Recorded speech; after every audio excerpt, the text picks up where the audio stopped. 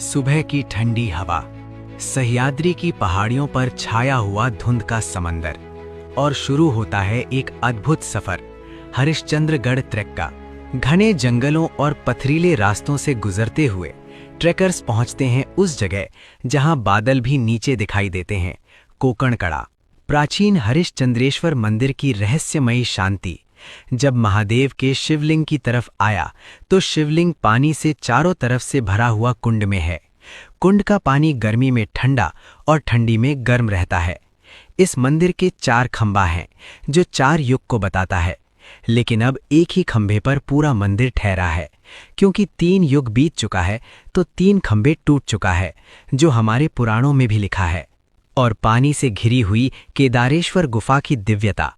फिर आता है वो पल जब तारामती पीक से उगता सूरज पूरे सह्याद्री को सोने की रोशनी में बदल देता है। ये सिर्फ एक ट्रैक नहीं, ये है प्रकृति, रोमांच और आध्यात्म का संगम।